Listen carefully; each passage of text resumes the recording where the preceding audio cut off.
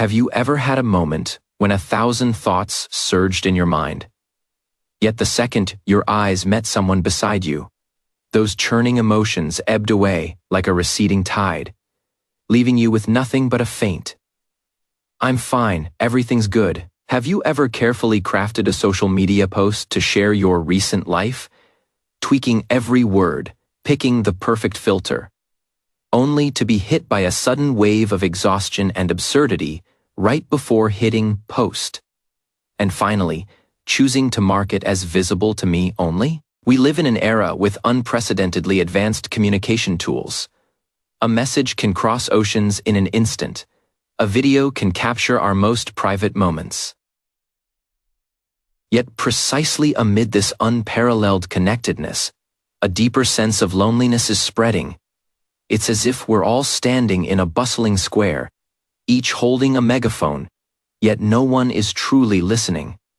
We show the world every outline of our lives, but lock our core feelings away in the deepest drawer. Deep in our souls we cry out, "Please see the real me," while with our own hands we lay brick after brick to reinforce that transparent wall separating us from others, and even from ourselves. If this contradiction is a familiar taste when you're alone at night, if you too feel your heart is like a lively yet desolate castle, then today, I want you to set down those bricks, sit with me, and take a look at how this wall was built in the first place. Because the blueprint for this wall may be hidden in our deepest fears, in a belief we rarely dare to face directly. We do not trust that our raw, contradictory, unglamorous true selves are worthy of love and acceptance. And so, displaying perfection becomes social currency, while revealing truth becomes a high-risk behavior that requires careful risk assessment. Let's start by diving into the smallest, most ordinary daily moments. Imagine this. A friend is excitedly sharing their promotion and raise while you're drowning in anxiety over being stuck at work. Do you blurt out the honest truth? "I'm so happy for you, but honestly, I've been feeling a bit lost lately." Or do you opt for the polished version? "That's amazing. Congratulations. I need to step up my game too." In most cases, we choose the latter. Why? Because the former means exposure, exposing our current, not good enough state, exposing the possible jealousy or comparison stirring within us, exposing that we aren't always positive and upbeat. We fear this exposure will ruin the harmony of the relationship. Fear being labeled a negative person who can't keep up. We lay a brick with that polite congratulations. This brick is called propriety. Now, let's look at a more intimate scene. You're drowning in self-criticism over a mistake, and someone approaches to offer their care. What's your first reaction? Do you allow yourself to show a hint of vulnerability and say, "I messed up. I feel terrible right now"? Or do you immediately put on a defensive smile and say, "It's no big deal. I've got it under control"? We almost always choose the latter. Because showing vulnerability means surrendering a part of our control. It means inviting others into the messy chaos of our inner world. We dread that loss of control, dread that others will be disappointed or look down on us after seeing our imperfections. Or, worst of all, dread that they'll offer us sympathy we can't bear. And so, we lay another brick with the pretense of, "I'm fine." This brick is called self-reliance. Then there's the more hidden wall, the one between us and ourselves. In the quiet of the night, thoughts that don't fit our ideal self quietly surface. A faint annoyance toward someone close to us, cynical doubts about lofty goals, a humble longing for simple joys. How do we treat these thoughts? Do we rush to uproot, criticize, and deny them like weeds invading a garden? Why do I have such dark thoughts? I'm so undisciplined. All I want to do is lie around. We build a harsh court of judgment within ourselves, where any feelings or thoughts that are not right or not sophisticated enough are quickly convicted and imprisoned. This thickest brick between us and ourselves is called should. How did these seemingly positive, even socially celebrated qualities, propriety, self-reliance, should, become the building blocks of our loneliness?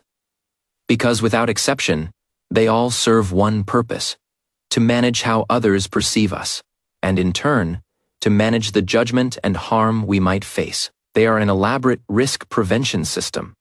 We show the world carefully pruned landscapes, hiding the muddy backyard that's still under construction. We think that as long as the backyard is never open to the public, we'll be safe. We won't be seen as vulnerable, and thus won't be hurt. But the cost of running this system is so high, it's almost unbearable. The price we pay is this: true connection becomes impossible.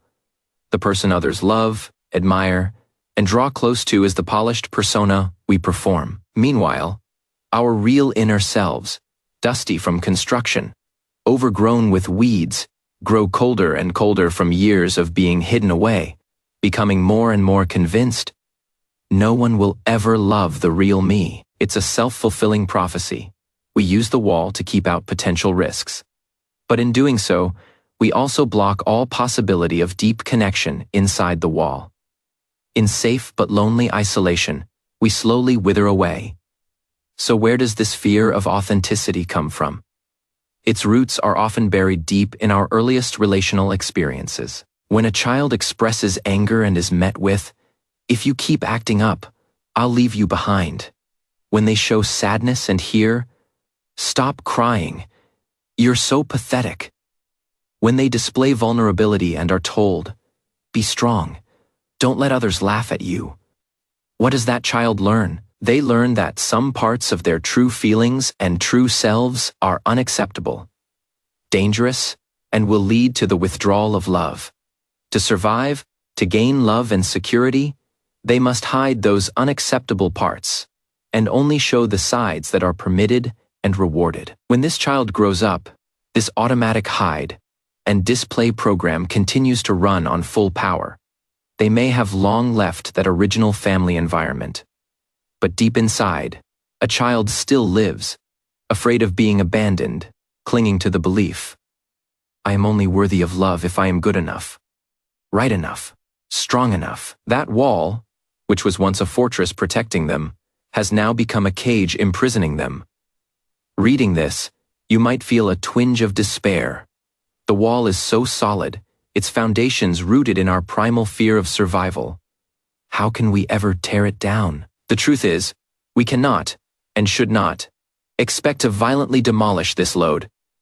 Bearing wall overnight, to do so would risk collapsing the entire structure of our psyche.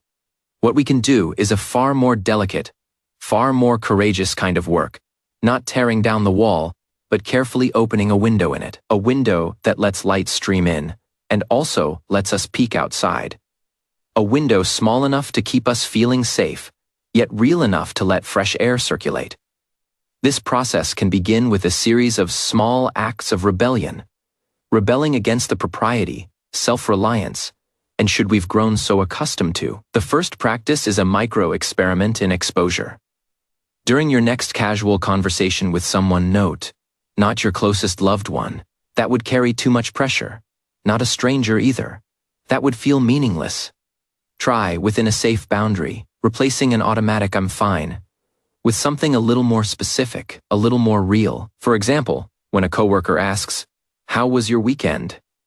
Instead of reflexively replying, "It was good, just stayed home," you could try saying, "I was a bit lazy, watched an old movie, and for some reason ended up feeling empty inside." Or when friends are discussing a trending topic and you find yourself about to agree even though you have a different opinion, try saying softly, "I have a slightly different take on this.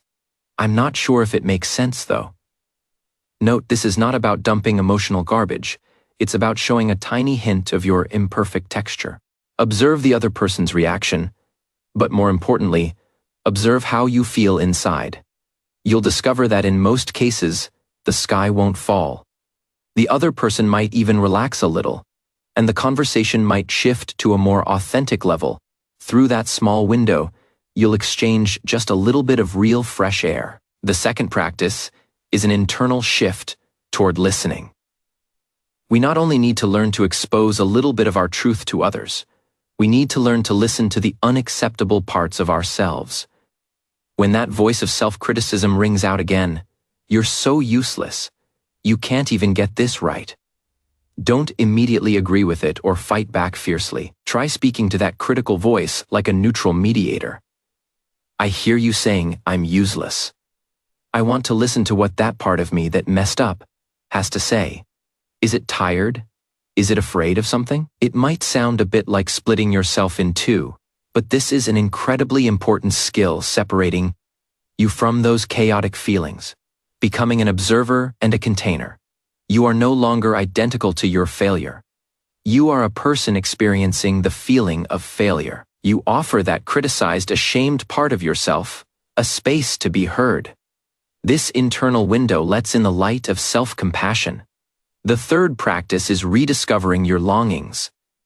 In those moments when you feel empty and lonely, don't immediately fill the void with entertainment, food, or shopping. Try sitting quietly and asking yourself a simple question. If magic were possible right now, what's the one thing I want most? Not a concrete object, a feeling.